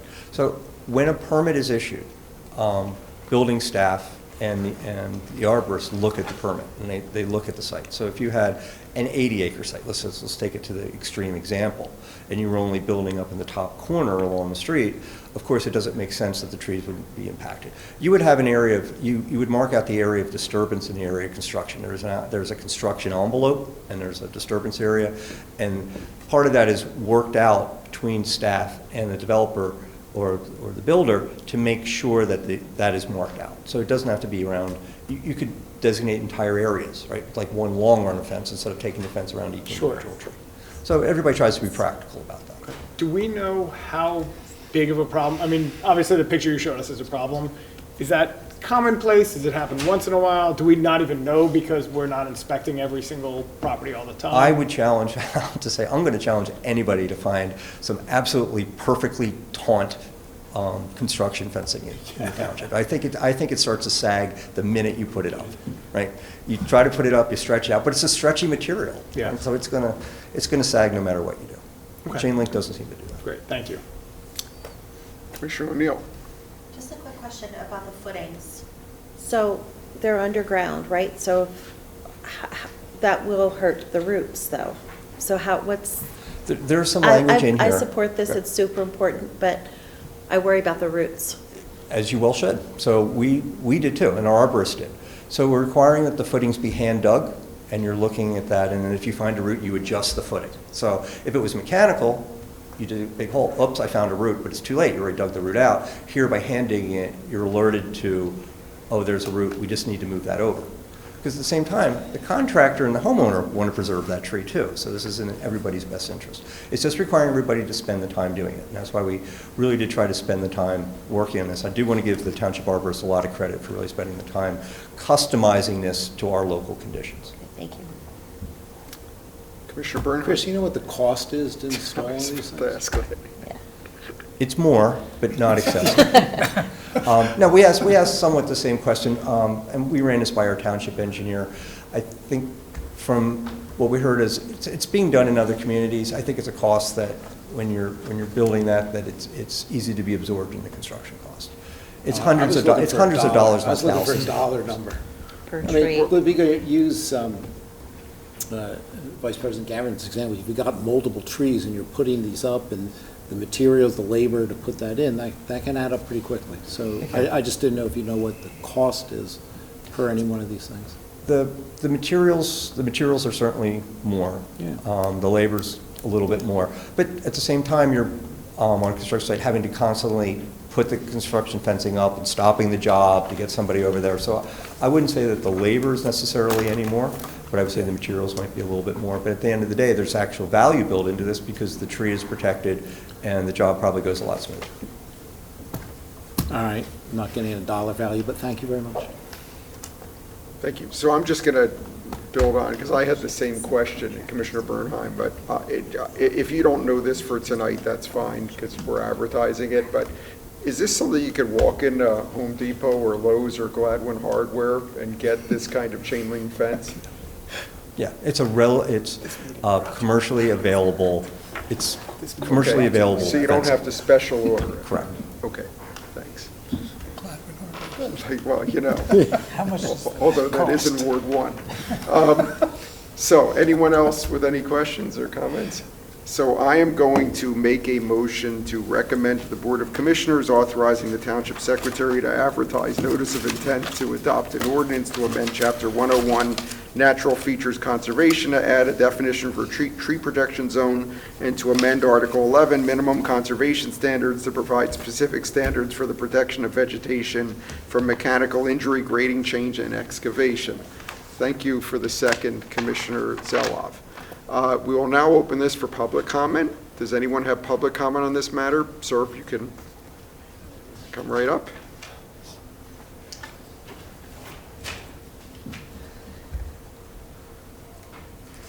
Chairperson Grimes, Commissioners, good evening. My name is Joe McNeil. I live in Ardmore. First of all, this is fantastic. We are bringing forward substantive measures to have tree protection on sites being disturbed by construction. So that is great. And I agree that these kind of bomb-proof fences, as described by Jason Lubar, and I was at the same meetings as Chris was referencing, are absolutely required. Unfortunately, I think some more work still needs to be done on the amendment to the Natural Features Code. For example, the tree protection zone is being defined as the drip line only. There should be allowances in the code itself and not just discretion of the township arborist. So there's transparency with individuals preparing plans, for example, that the tree protection zone can be defined, for example, as the critical root zone as well. And that's important because in examples where trees, for example, grew up in clusters in wooded areas, their drip line may be quite tiny compared to the spread of their roots that are structural roots, because they had to grow more vertically to compete for sunlight with other trees. In this case, the tree protection zone would be 1 foot per inch DBH, matching the ANSI A300 standards. And that kind of goes into the next concern I have, and that is we should talk about the standards that are the industry standards for tree care in the ordinance. So that's ANSI A300. There are other measures that should be incentivized, should be proposed in the ordinance, including incentivizing tunneling under tree roots in the tree protection zone, tunneling under, say, for example, 3 feet under most of the structural roots and the top 2 feet around trees. So if you're under 3 feet, you avoid them altogether. So that's something not in the proposed ordinance. So there are other issues I would bring up. I would say Chris, happy he attended the Shade Tree Commission meeting last month. Unfortunately, we did not have a quorum, and we weren't able to provide an official recommendation. My understanding is we will have that quorum at our next meeting, which is next Tuesday, and this will be something that we look at. I did provide public comment earlier today with some substantive changes to the proposed ordinance, and that's an example of maybe it's premature right now to consider the amendment. However, this is such an important topic, and I do hope that, I don't think this is ready just yet, but I hope that'll be ready for your meeting next month. Thank you. Thank you, Mr. McNeil. We also did get your written comments, and they've been distributed to commissioners. Is there any other public comment on this matter? Okay. Seeing none, before we come back, Chris, I don't know if do you have any response, please? Yeah. I appreciate Mr. McNeil's comments. We did go to Shade Tree Commission, and as we look at it, let's not let the perfect get in the way of the good, right? We have trees, we have construction sites right now. If we move forward with this ordinance now, as written, it will save trees. We can continue to work with the Shade Tree Commission and refine the ordinance, and really what Mr. McNeil is talking about is where the definition of where the edge of the fence is, right? That's a very technical aspect. I think you have enough, and we have enough on the books with this ordinance to move things forward and make things better. We can continue to make it better, but let's not let the perfect get in the way of the good. And I recommend advertising this ordinance tonight. And if I may, Chris, in case you know this because you bring up a relevant point, if the board votes to advertise this tonight and we vote at the special board meeting, this ordinance could be enacted this summer. Right. Otherwise, my understanding, if we don't advertise it tonight, it has to wait into the fall because of the timing of notification requirements. Is that correct? That would be correct. Okay. So, other commissioner questions, comments? Commissioner McComb. Thank you, Commissioner Gross. Just a quick question. 101-6 says that the underlying language, in all cases, the township arborist shall have the authority to specify appropriate measures necessary for tree preservation. Doesn't that give Joe Marco some discretion to adjust for example, I understand what Mr. McNeil said about the critical root zone. I'm not sure that provides much guidance to the contractor, whereas I think Joe Marco really could provide that guidance based on his observation and knowledge. Correct. Instead of having we have a standard, and on top of that, we have the authority of the person who's reviewing the permit himself, who's going out and familiar with the tree and the site to actually do that. So, I mean, our township arborist looks at all the sites while he's issuing this, so this isn't just done in the back of a room. This is really in relationship to it. Hands-on And that's where observation. we feel we have a lot of discretion in the way this is done, to be able to do it to make sure that we get it right. Right. Okay. Thank you. Thank you, Commissioner Grimes. Okay, Commissioner Bernheim. Yeah, if I can just follow that, it's like, a two-edged sword. You have almost blanket authority, but having that blanket authority leaves the ability to challenge it. So I don't know if there's, because this is well outside of my zone of comfort of commenting on the substance, and I know Commissioner McCombs, one of several, is very familiar with this, having spent some time in Shade Tree. If there's any standards that can be put in here for guardrails on that. Well, we do have the definition of tree root zone, which is pretty much the industry standard, that it's the common area where the drip line of the tree is. So we know where we're doing this. It's not arbitrary where the township arborist is starting his piece, where he's going to say this is where the fencing needs to go in. But it gives him this flexibility at that line to adjust it if Perhaps there's piping, perhaps there are other trees. It really gives them the flexibility to adjust to on-site conditions. Yeah, it's just the language, in all cases, the township arborist shall have the authority to specify appropriate measures necessary for tree preservation, just erase everything else. I mean, that's my concern. So, yeah, I just don't know if there's a way to refine that at all. I mean, I understand the need for flexibility because, you know, it's not a one-size-fits-all situation, and you don't want to have to come back to the board each and every time and have us have no idea what we're talking about and have the arborist do it. All right, well, just make, you know, going to vote to advertise this. Maybe we can figure out some other language in there because some of the points that I heard seem fairly valid. Thank you. Sure. Commissioner Zelot? Thanks, Commissioner Grant. Yeah, I agree that the points that I heard from Mr. McNeil sounded valid. So I also understand we don't want the perfect to be the enemy of the good. So you said, Chris, we can amend in the future. So can you put a little meat on that bone? What's your thinking of the time frame? Well, what we've asked Mr. McNeil to do, and I've been to the Shade Tree Commission, he's been to the EAC, and we've been frankly doing this for 2 months, to put in writing what his standards are. Right? We've had conversations at meetings, but what we want to know is an analysis from the Shade Tree Commission. Now, Mr. McNeil's up here as an individual, not as the Shade Tree Commission, saying specifically how this standard impacts and makes trees safer. He's referencing an industry standard.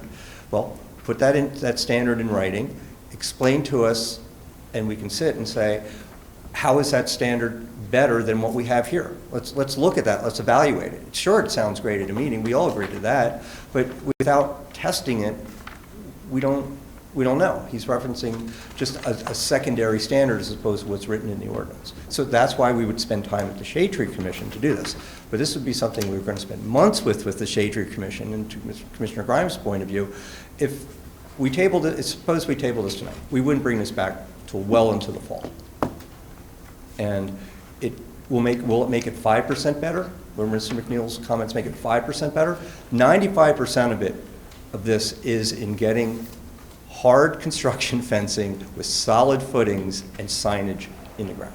Yeah, I understand the point you made at the end of your comments, and I'm going to support this. But I'm just asking, and you've stated you're looking for some more information from the Shade Tree Commission, and that makes sense. Right. So when and if you get that, then where does this fit in your thinking about coming back to us? Well, I think right now the ball's in Mr. McNeil's court to send the arborist and planning staff his analysis of those standards. We would evaluate them and go back to the next Shade Tree Commission. As I said, we're committed to going back to those meetings and continuing this discussion. Tree protection is something we take very seriously. All right, thank you. Thank you. Commissioner O'Neill? Thank you. Similar area in question here. This is the same sort of paragraph that Commissioner Bernheim was talking about with respect to the arborists, I guess, the breadth of responsibility over a decision about tree protection. And it says that in all cases, the township arborist shall have the authority to specify appropriate measures necessary. I find that to be very inflexible language, and I feel like that is more of a unilateral, almost slight against one of our advisory boards, so that it effectively reads that they have no say, and at no time does the arborist even have to consult with anybody else before making a decision. And I wonder whether maybe we ought to soften that a little bit to allow for at least dialogue. Because right now, it's not written as any dialogue necessary. So I worry a little bit about that. So where this code applies to is a building permit, a grading permit, right, when construction's happening. The Shade Tree Commission has no authority over a grading permit. Their authority is within the public right-of-way dealing with shade trees. So construction on private property is outside of their purview. Advisory boards are not consulted on building permits. The township arborist is trained. He's familiar, and this is what he does. We're fortunate to have a very good township arborist. it's something, it's really at the matter of on-site, much like we would have a building code official, right? So a house is being framed and somebody's making the call from one of our building code officials. They're looking at that with that same level of training and familiarity with the site to do that. Okay, I can't support this because of that. It's too stringent. Okay. Anyone else? Commissioner McKeon? Thank you. Chris, I have two questions on this. We just touched on Shade Tree Commission, Shade Tree Division. So Shade Tree Division is a division under Public Works. When you're talking about enforcing these standards, that would actually be the Building and Planning Division, right? That would go to the code enforcement for trees? It's a team effort. Okay. So there's a lot of eyes on construction sites. So originally, when the permit first comes forward, it's reviewed by planning staff, and it's also reviewed for the tree protection from the township arborist. So it's multi-departmental. And then as building sites are up, building inspectors are looking at that and enforcing sites. The township and they're engineers within on building site. and planning, right? Correct. Yep. And also the township engineer. We have inspectors from the township engineer's office that are in the field. But then the township arborist is also driving around all day. I mean, that's what everybody's doing, and everybody's looking at these sites as they're going around. So there's a lot of eyes on these. And what we're also putting into this is signage. Right? So there's going to be a sign on the construction fencing that says there's a violation, call the township, so you know how to do that. A lot of times we've had issues with residents who are concerned about an infill development in their neighborhood and losing a big tree that's in the neighborhood. Construction fencing's falling down, and they don't know who to contact. They don't know how to do that. So we're trying to make that reporting of violations much easier as well. All right, and in the time that I've been on the board, a lot of times when we'll when an ordinance will be proposed, there'll be some pushback that this isn't perfect yet, we should tweak it, we need to still work on it, it's 95% there. And at that point, we have the option of either voting for it and then maybe amending it later on, or not adopting it and working on it and bringing it back. I think oftentimes when we don't vote for it, we bring it back later on, it's because we're worried about the unintended consequences of passing something. Right. Do you see any dangerous unintended consequences of passing this ordinance as it's written tonight? I do not. I just see trees being protected. Okay. Oh, all right, good enough for me. Thank you. Okay. Anyone else? Okay, we will call the vote. All those in favor, please raise your hand signifying aye. 1, 2, 3, 4, 5, 6, 8, 9, 10. Any opposed? 2 opposed. Any abstentions? So the motion carries. Thank you. The last item on our agendas for building and planning tonight is on page 31. This concerns an authorization to advertise an ordinance concerning Chapter 119, the Real Estate Registry. Chris. I've been trying to script tonight's presentation so they get easier as we go on with less discussion. So let's hope this one's the easiest one to get us out of here tonight. As we were going through the code, we look at various chapters, and this is a chapter that we rarely look at. And I don't know if it's ever been brought before the Board of Commissioners, dealing with real estate registry. This is when a house is sold or when you record a plan. And we noticed that it needed to be updated to show the unique identifier with the county. This goes back to currently on our code, it's requiring an address to be added, and we're just suggesting that you also add in the unique county identifier to that. That's with your tax number. We now have GIS and we have computerized methods, and what we're essentially doing is updating this requirement to reflect that. Okay, thank you. Commissioner Bernhardt. Clearly, every seller ought to tell the purchaser the tax ID number, because that's going to eliminate a number of problems when they go to pay taxes and they've got some errors. There's just a multitude of those problems. The difficulty I have is the implementation of this. The way it reads, it shall be unlawful for an owner to sell a property or interest therein. We'll stop for a second. If they don't have, among other things, that tax ID number. Well, it should be, okay, some penalty, some way to do that. But it also indicates it will be unlawful to purchase it if the seller hasn't given it. There are easily scenarios I can think of where a property is being sold, the seller doesn't disclose it, the purchaser doesn't know it's supposed to be disclosed. And what this is stating is you can't record the deed, and the purchase hasn't gone through, and maybe there's been some financing with it. And all of a sudden, you have an entire transaction, but for the tax ID number having been given from seller to purchaser, we're saying the deal cannot be recorded. That's a problem. The tax ID number is publicly accessible from the county offices. It's not a hidden. Right, this isn't a big lift, right? But the reason we're doing this is because on occasion, it does not occur. And what I'm saying is that we're now, I did not even know that if you didn't have the right street number, according to the way this is drafted, you wouldn't be able to record a deed, right? Or you couldn't it says it's then unlawful to purchase it. So you go to a closing, you have a deed, you have a mortgage, whatever it may be. And we're saying, well, that's great, but it's all unlawful. The transaction can't be recorded. It's as if it didn't occur. We need to be able to make the requirement, but not preclude the transaction. I think that's the enforcement, though. Isn't the Well, enforcement right, I know, but what the enforcement is, potentially a greater problem than the issue we're trying to address. We're potentially creating a bigger problem than, just having somebody give the tax ID number. We can require, most title companies are going to do that anyway. It's going to be there. So it's those very few situations where there are transactions without title companies, private individuals, other transfers that take place where you're going to have less sophisticated sellers and purchasers that are going to make this error. Follow what I'm saying?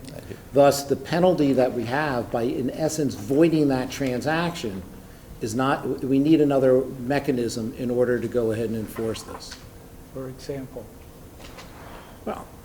Well, you can declare it unlawful, you can declare that the seller gets, some monetary penalty, but you don't void the transaction.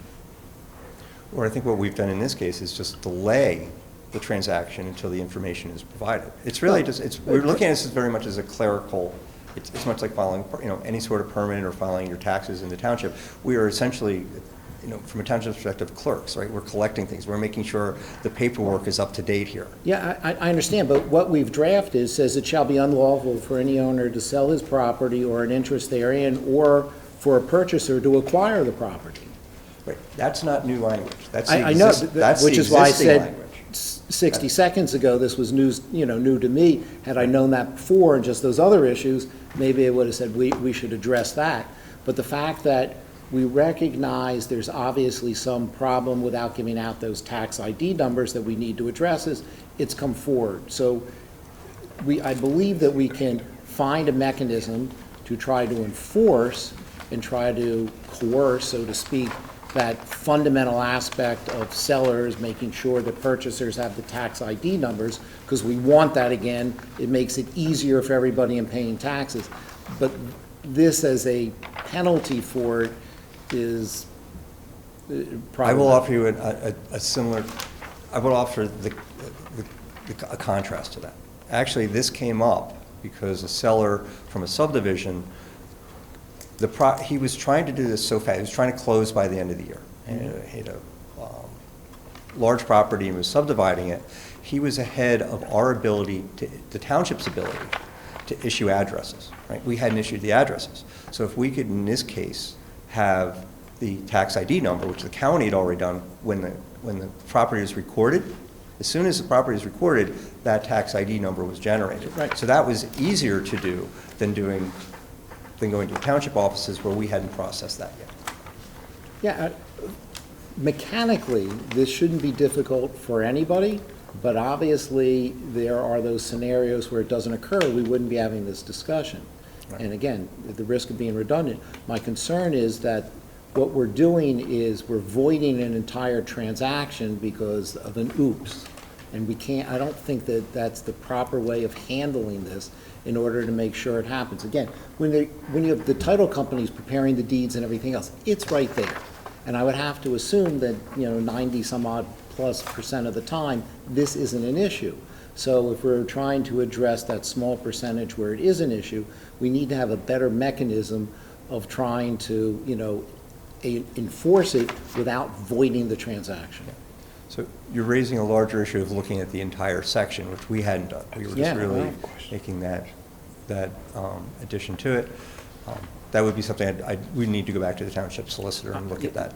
Sure, he's no doubt more creative than I am. I'm spotting the problem, not identifying the best solution. But from a municipal standpoint, really from our permitting, as somebody who processes permits, our basic go-to is completeness, right? So this is what we're trying to say is, much like a building permit.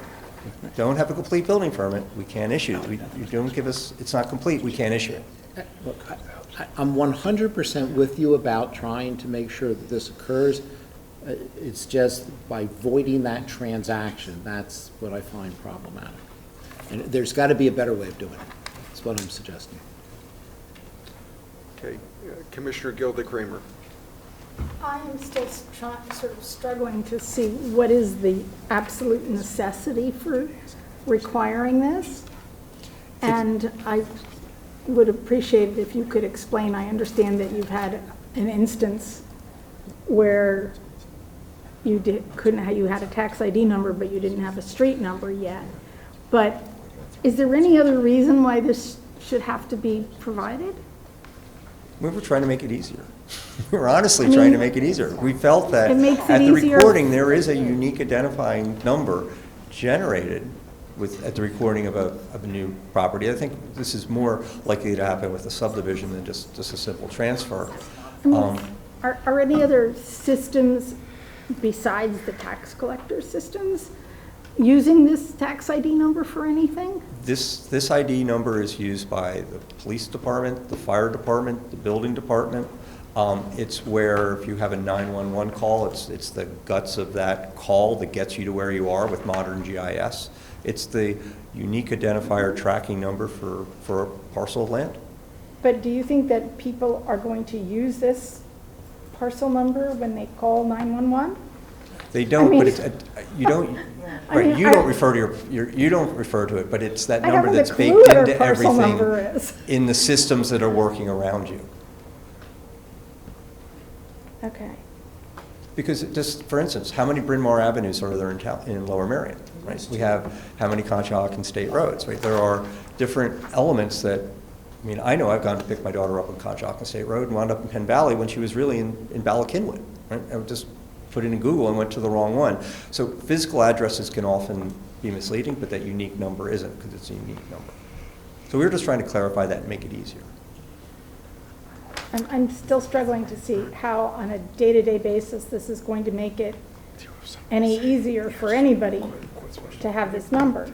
I mean, you can just go onto the county website and you can do a search by the property number and you can pull up the tax parcel ID number if you ever need it. So I'm just trying to understand what is the value of having this requirement. Well, I think before we've always had it just as a street address, right? But with street addresses changing, as I mentioned, there can be the same street address in different parts of the township. There's a lot of main streets in many different towns. They're not unique. Street addresses themselves are not unique. But the unique parcel identification number it's how things are tracked. It's just, we're thinking of updating the bookkeeping moving forward. But bookkeeping for what? To how actually these are tracked with the tax assessor now, which is a unique tax ID number. That's what we're putting into this. Commissioner Grimes, could I make a motion to table till we have the opportunity to consult with our solicitor on this and maybe answer some of these questions and address the broader aspect of it? Because this isn't like we're saving trees. And I mean this respectfully, I don't know that Commissioner Kramer was finished her comments. No, I'm just, Yeah. I mean, I'm very familiar with how the tax collector uses these numbers. I do understand that our tax collector uses these numbers, but I don't see how these numbers are used by anybody else and why it would be required, since the tax collector gets all of these tax numbers from the county, and there isn't any reason why he would go to the deeds to pull them off the deeds. I am just struggling to see what is the value added from adding this requirement. Well, I think you'd be consistency.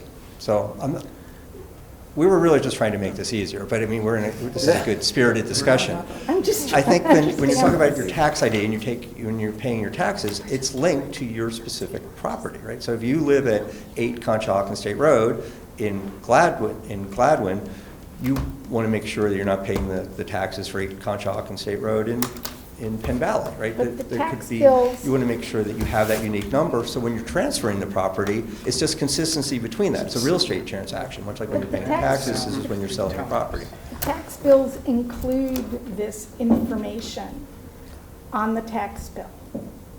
And I don't understand how having it as part of a transaction helps anybody.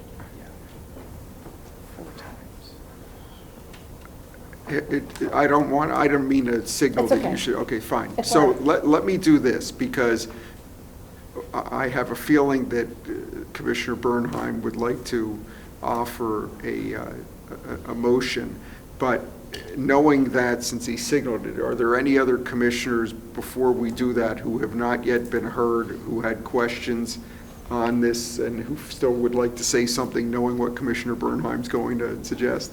All right, Vice President Gabbard. Thank you, Commissioner Grimes. I'm a little confused how this is controversial.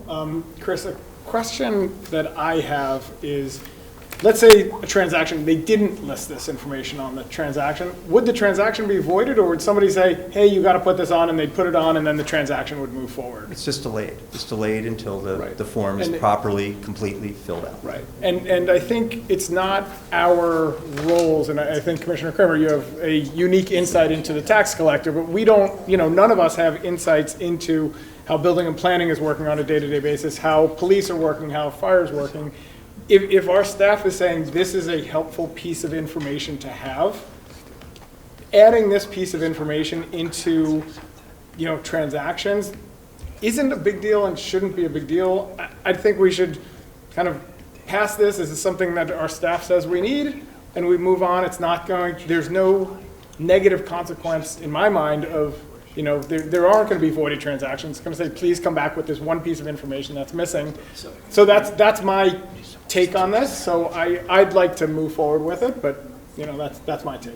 May I explain how that mechanism Hold on. works? So let's do this.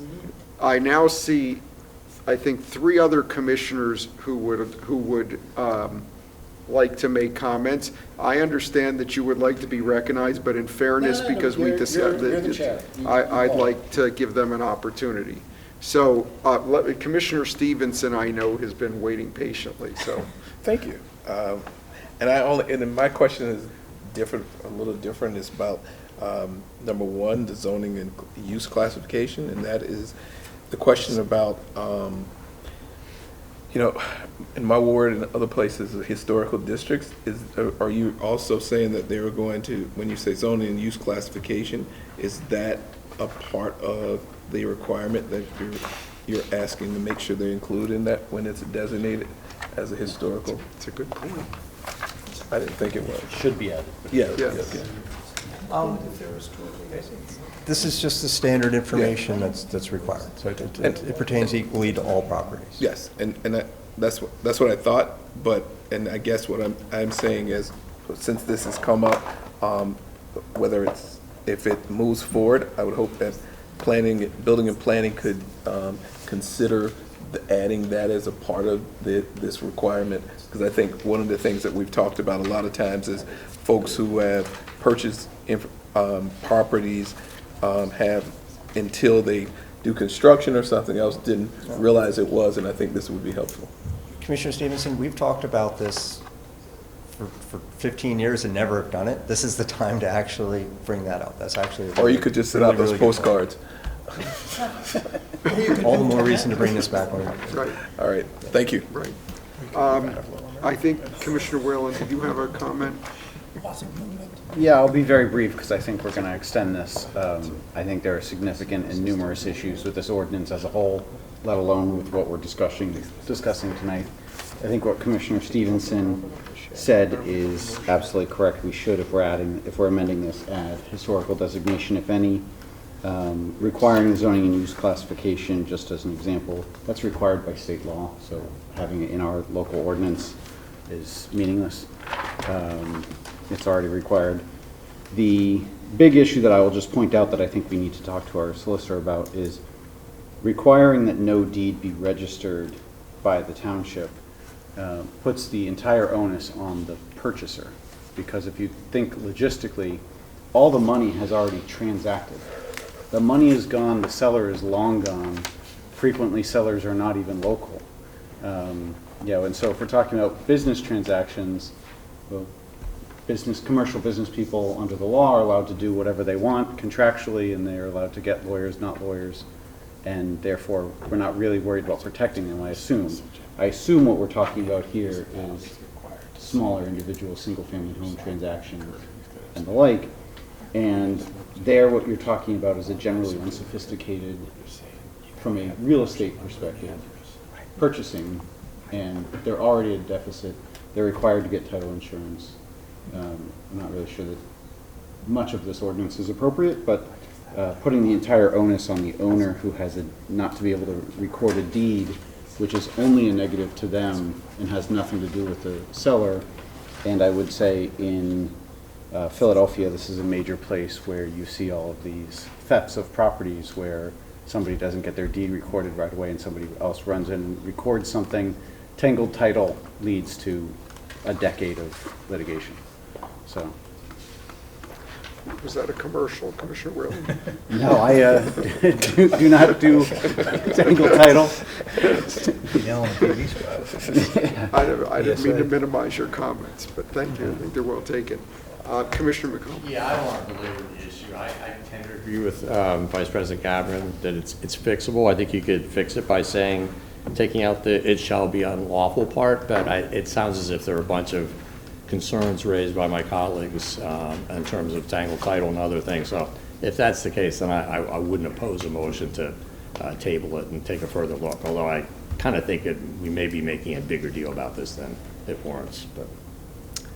Okay, thank you. So Commissioner Bernheim, thank you for being patient. And Commissioner McComb, you're spot on as how you fix it. You get rid of the unlawful part. And Vice President Gavin, let me explain to you exactly what the problem is. And the scenario I'm going to give you is a common one. It's not a one-off type situation. Keep in mind that a judgment against an individual or husband, wife, is a lien on real estate that they own in the county in which that judgment's recorded. Day one, seller transfers or thinks they've transferred to purchaser, but oops, they don't have the tax ID number. We've declared that unlawful. Day two, a judgment's now entered against seller. That now becomes a lien on the property that the purchaser has just acquired because we've stated that the transaction's unlawful until they correct it maybe on day three. There is a better way to do it to avoid that scenario. The number of times that there are closings and there are problems that occur and there are intervening judgments that come up are significant. So that's why I say that example would be a real live one, and that could occur, and we've now created a greater problem than we solved. So Commissioner McComb, I think you're exactly where I believe our township solicitor will end up stating, get rid of this as being an unlawful event, at least as to the purchaser, making it clear that the deed can be recorded in the county where it's got to be recorded, and then we can impose whatever fines. That way we can accomplish, I think, Chris, what you're looking for and remove the problem that I'm pointing out. So I would make a motion that we table it, allow our solicitor to come back. There's no time urgency, on doing this, and we can, hopefully correct this, or address it quickly. Thank you. Is that a second, Commissioner Kramer? Okay, so we have a motion to table and and that motion is seconded. Is there any discussion on this motion? Really not supposed to on a motion to table, but. I want to underscore Commissioner Stevenson's very important comments about historic designation. Yes, I agree. Okay. Thank you. Thank you. Colleague. So, seeing nothing else, we will call the vote on the motion to table. All those in favor, please raise your hand signifying aye. Is there any opposed? Anyone opposed? Any abstentions? The motion carries. So, Vice President Gavin, that concludes the business of the Building and Planning Committee. Thanks a lot, Commissioner Grimes. The least controversial. We will now call to order the June 7, 2023 special meeting of the Board of Commissioners of the Township of Lower Merion. All please rise for the Pledge of Allegiance. I pledge allegiance to the flag of the United States of America and to the republic for which it stands, one nation, under God, indivisible, with liberty and justice for all. Madam Secretary, if you would be so kind as to please call the roll. Thank you, Mr. Vice President. Mr. Courtney and Mr. Sinai have asked to be excused. Mr. Bernhardt. Present. Mr. Churchill. Here. Mr. Gabbard. Yes, ma'am. Mr. Grimes. Here. Ms. S. Kramer. Here. Ms. G. Kramer. Here. Mr. McComb. Here. Mr. McKeon. Here. Ms. O'Neill. Here. Mr. Stevenson. Present. Mr. Whalen. Here. Mr. Zella. Here. Mr. Vice President, we have a quorum. Thank you, Madam Secretary. Before we get into public comment, one thing, on the agenda at the top, it says Special Board of Commissioners, Todd M. Sinai, President. As we've heard tonight, please cross that off and write Andy Gavrin, Acting President. The minutes will reflect. Thank you very much. We'll start with public comment. This is a section of our meeting where members of the public may address the board on any agenda items, which are the items referred tonight from the Sustainability Committee and the B&P Committee meetings held earlier this evening. Please keep comments to 3 minutes or less. If there is a group of people in the room, which doesn't look likely, who are speaking on the same topic, we ask that a spokesperson be selected to address the board and that they keep their comments to 5 minutes or less. Comment will first be taken from those present in the room and then from those attending virtually. Please use the podium to my right and speak directly into the microphone. Obviously, that's for those present in the room. For those on Zoom, please raise your virtual hand if you'd like to speak during public comment. And for all members of the public speaking, please introduce yourself, your name and where you live prior to your comments. If you're making comments this evening, please be aware that the board and when appropriate staff will respond to comments and questions after all the public comment on a topic is finished. So if anyone in the room happens to have any public comment, please approach the podium. Laura Gillen, Haverford. I want to speak on the item referred to the Board of Commissioners from Building and Planning regarding the ordinance to amend Chapter A180 Historic Resource Inventory. It does seem that Mr. Pritchard and I have a difference of opinion on the value of those database entries. I have read probably, I don't know, a half a dozen or more of those, and I do believe they go well beyond simple address and minimal description. I think there's a wealth of information and insight, the architect, the year built, but the descriptions that actually explain clearly why such a resource is deserving of protection. And I think that's really important. To me, that database entry is the codification of your thoughtful review of that resource and why it deserves protection. As a matter of process, I think it probably makes the most sense for that database entry to be developed in draft through the Historical Commission's review as they're looking at a potential resource to be added to the inventory and making their recommendation to the Board of Commissioners. But regardless of my opinion versus Greg's opinion, you have to still follow the code. And the code says that the resources are more fully described in the township's historic resource database. So to change the code, you actually have to follow the code, and the code references the database. So the database entry really ought to always be part of any ordinance to change the inventory. It can't simply be filled in after the fact by staff, which I believe is the current process. I do understand the idea of working through these proposed changes in series. I don't know why the Suburban Square additions need to be done this summer rather than waiting for the fall and doing this properly with those database entries. But that said, perhaps in this case, the required database entries for those historic resources could potentially be provided at the time of the hearing, the hearing to adopt. And maybe that would be a solution. But you got to have the database entries in order to change the inventory. It's very clear from our own code. Thank you. Thank you, Ms. Gillen. Seeing no other comment in the room, Madam Secretary, is there any online comment? No. Seeing no comment online. Any response to public comment? Seeing no response, we will move on to the Sustainability Committee, and I'd like to make a motion to approve receiving the Sustainability Plan, which was Draft 2.0, dated May 31, 2023. Do I have a second? Thank you, Commissioner Gilda Kramer. Any comment from the board on that? Seeing none, any public comment? No, we already had public comment. Seeing none, I was just checking if you were paying attention, Madam Secretary. I will now call it for a vote. All those in favor, please raise your hand. Any opposed? Seeing how everyone raised their hand, there is no opposed, and that passes unanimously. Thank you. We have 3 items from Building and Planning as the fourth was tabled. So first, I would like to make a motion for approval to authorize the Township Secretary to advertise a public hearing and notice of intent to adopt an ordinance to amend the Code of the Township of Lower Merion, Chapter A180, Historic Resource Inventory, to modify listed addresses by correcting spellings and other minor errors, to improve consistency with the Township's official address listing, to remove duplicate, redundant, and inactive addresses, and to add specific addresses in Suburban Square. Do I have a second? I can't second my own. Thank you, Commissioner Churchill. Any comment from the board? Or from the staff? Or from the staff? Can I just say briefly?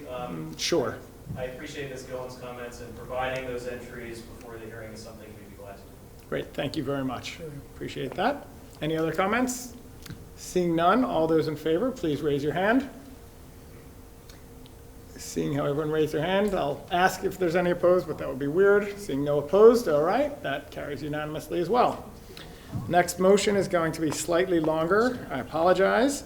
I'm going to make a motion for approval to authorize the Township Secretary to advertise a public hearing and notice of intent to adopt an ordinance to amend the Code of the Township of Lower Merion, Chapter 155, entitled Zoning, Article 2, Definitions, Section 155-2.1, Definition of Terms, to revise the definitions for accessory building and accessory structure, and also create definitions for playhouse and treehouse.